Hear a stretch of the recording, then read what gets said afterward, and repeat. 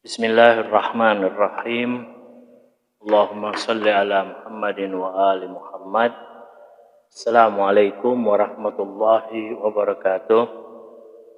Alhamdulillah, kita memasuki pelajaran ke-10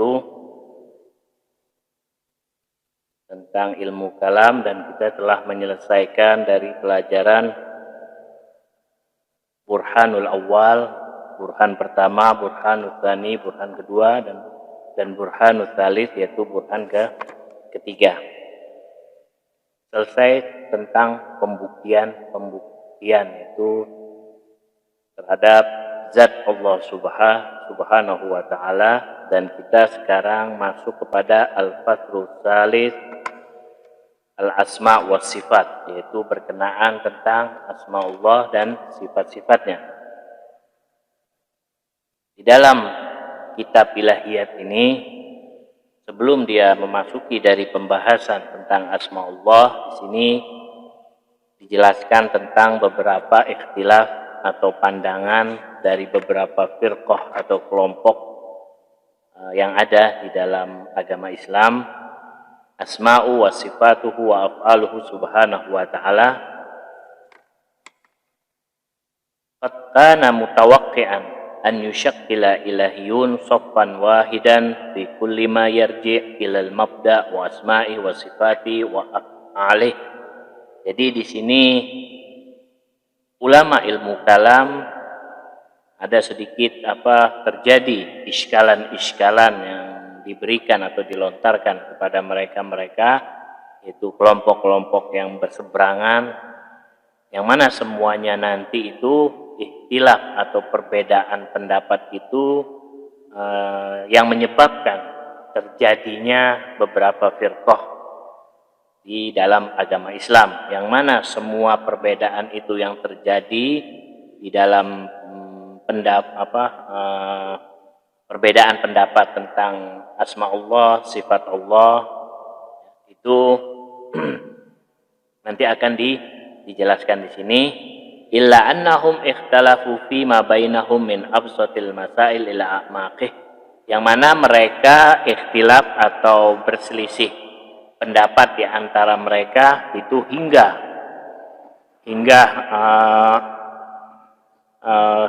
terjadi perdebatan yang sengit atau perdebatan yang sangat dalam, sehingga menimbulkan kelompok-kelompok di dalam dunia Islam. Wa yarji aktsar ma yakhtalifun fihi ila ma'rifati asma'i wa sifati wa af'alih, dan semua perbedaan itu bersumber atau kembali tentang pembahasan ma'rifah tentang isim-isim, yaitu nama-nama Allah, sifat-sifat Allah, dan af'al atau perbuatan-perbuatan dari pencipta Allah subhanahu wa ta'ala. Wal ikhtilaf fi hadhil masail wal al-hajarul asas li zuhurid diyanat wal mazahib fil mujtama'il insani al-alami. Jadi perbedaan yang terjadi di antara pemikir yang ada ini merupakan faktor atau penyebab dari terjadinya atau munculnya agama-agama, aliran-aliran atau mazhab-mazhab di dalam masyarakat atau di dunia pemikir yang ada. Misalkan di sini dikatakan Fatsanawiyah, yaitu mereka yang meyakini dualisme, yaitu meyakini dua Tuhan. Nah, Tsanawiyah ini adalah kelompok dari Majusi, yang mana mereka berkeyakinan dengan adanya dua Tuhan, yaitu Tuhan baik dan Tuhan buruk, atau Tuhan kegelapan dan Tuhan yang memberikan cahaya, atau ilahul khair, ilahul syar, Tuhan yang baik memberikan kebaikan dan memberikan keburukan. Dan sebagian mereka, yaitu di tubuh dari kelompok yang mempunyai pemahaman dualisme ini, juga mereka memiliki perbedaan atau ikhtilaf di dalam tubuh mereka sendiri. Jadi ada yang mereka itu meyakini adanya Tuhan dan mengingkari tentang adanya keburukan, yaitu setan, dan bahwa mereka meyakini Tuhan itu bersifat qadim, laisa bijisim, tidak berbentuk. Nah, ini sebagian dari pemahaman Atsanawiyah, dan ada juga yang mengatakan bahwa seperti kelompok Zoroastriah, yaitu Zoroaster, yaitu pemilik atau sahibus syariat Majusi.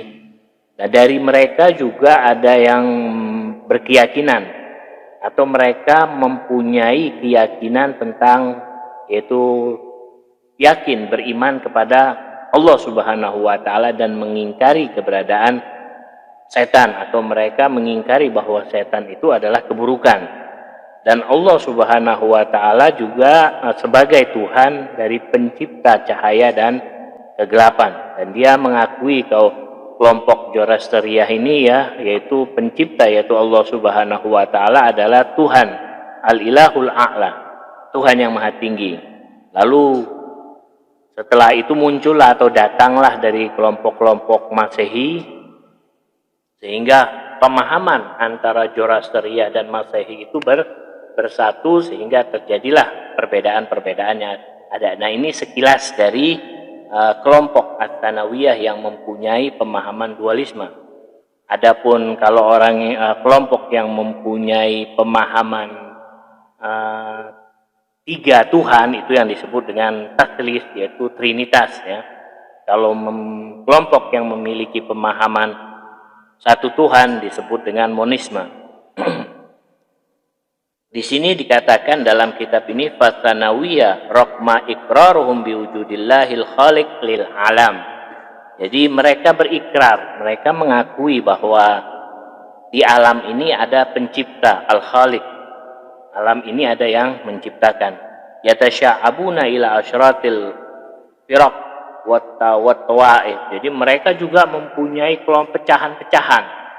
Mereka mempunyai pecahan-pecahan hingga sampai puluhan dari kelompok-kelompok. Wa yakfi fi dzalik an nulahis ad-diyar al-hindiyah waswiniyah allati tatawajadu fiha Atsanawiyah aktsar min ayyamatan akhar. Jadi seperti misalkan kelompok-kelompok yang ada di Hindustan, dan di Cina, dan mereka yang mana memiliki keyakinan tentang dualisme, dan di tempat-tempat lain.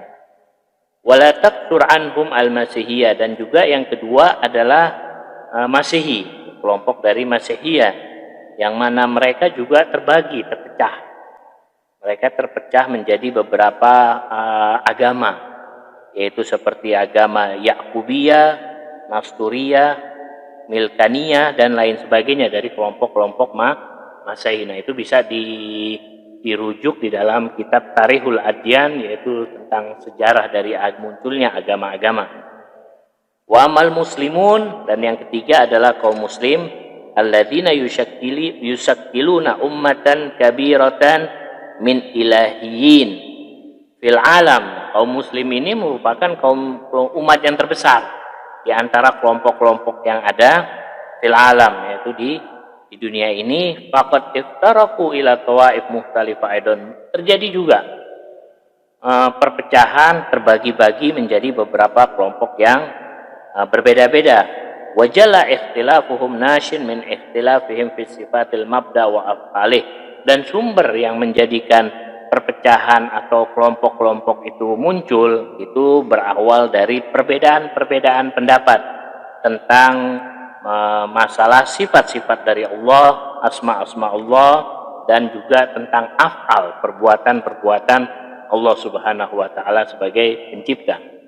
Nah, di sini juga dikatakan seperti hum ashabul hadis minal hasyawiyah wal hanabiyah lahum ara khasah fi sifatil bari wa af'ali yaqifu 'alaiha kullaman nazara fi kutubil ahlil hadis.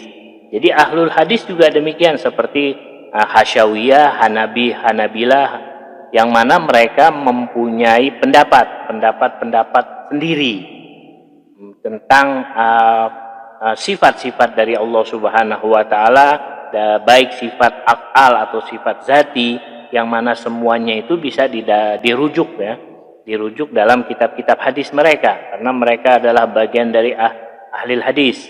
La siyama kitab tauhid li Ibn Huzaimah. Nah, itu bisa dirujuk dari dalam kitab tauhid ya Ibn Huzaimah wa sunnah ya, dan kitab sunnah li Ahmad bin Hambal dan lain sebagainya. Ini sekelumit dari kelompok yang pecah di dalam tubuh kaum muslimin. Wala yaksur anhum ikhtilaful mu'tazilah, dan tidak lepas juga di sini yang keenam ya, tadi yang kelima ahlul hadis, yang keenam adalah kelompok Mu'tazilah. Kelompok Mu'tazilah pun demikian terpecah. Jadi ada mereka hum ashabul adl wa tauhid, mereka yang berpegang berpatokan kepada keadilan Tuhan dan tauhid. Faqad tashattatu ila mazahib mutaaddidah, dan mereka juga terpecah-pecah menjadi kelompok-kelompok yang banyak. Famin wasiliyah ila huzailiyah, dari Wasil bin Atha terus berubah berpecah lagi. Wa min nizamiyah ila habitiyah, dari nizamiyah pecah lagi menjadi beberapa kelompok ila ghairu zalik minal firaq, dan lain, dan kelompok-kelompok yang lain yang mempunyai pecahan lagi. Yang ketujuh yaitu kelompok dari wa amal jabariyah minal muslimin. Jabariyah juga merupakan kelompok dari kaum muslim. Faqad tasya'abu ila jahmiyah wa najariyah wa dharuriyah. Mereka juga terpecah menjadi jahmiyah, najariyah, dharuriyah, hatta zahara Syekh Abul Hasan al-Asy'ari, hingga muncullah seorang pemikir, seorang ulama syekh yang bernama Abu Hasan al-Asy'ari. Faja'a bimahajil mu'addil baina ahlil hadis wa mu'tazilah wal jabariyah. Jadi kemunculannya Abu Al-Hasan Al-Asy'ari ini seperti di tengah-tengah. Dia tidak tafrid dan tidak ifrat, istilahnya di tengah-tengah. Dia memberikan sebuah metode yang seimbang, yang menengahi di antara ahlul hadis, yang Mu'tazilah dan Jabariyah.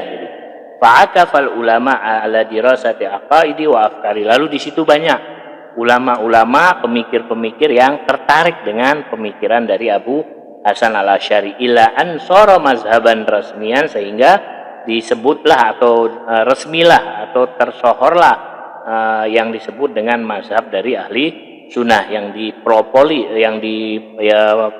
oleh Abu Hasan al-Asy'ari. Fa hadhihi tawaif lam tahtalif ghaliban illa fi asma'i wa af'ali wa sifati. Nah, jadi kelompok-kelompok ini pada umumnya mereka itu terpecah atau menjadi bercabang-cabang kelompoknya, itu disebabkan karena pembahasan atau pemikiran tentang asma Allah, af'alnya dan sifat-sifatnya.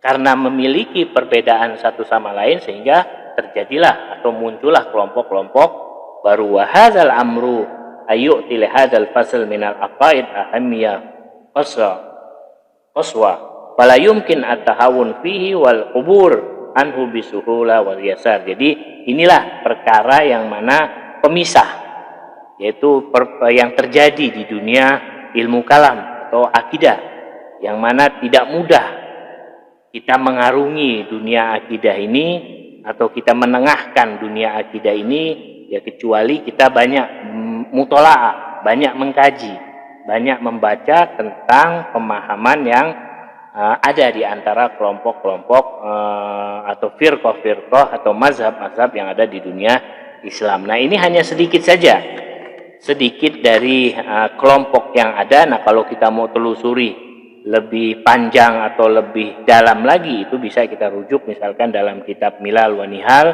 Nah, itu bisa lebih detail di situ dan lebih banyak penjelasannya.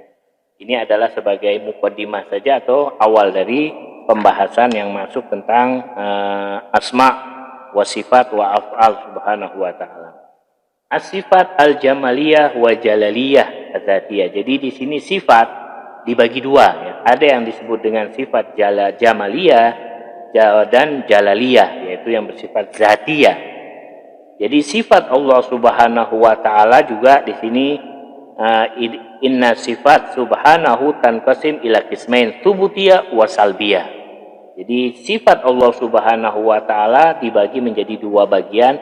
Subutiyah, subut itu adalah subutiyah yang Wasalbiyah, kalau salbiyah itu istilahnya ada yang dinafikan, subutiyah tidak menafikan. Au jamaliyah au jalaliyah, atau disebut juga dengan sifat dari jamaliyah dan jalaliyah.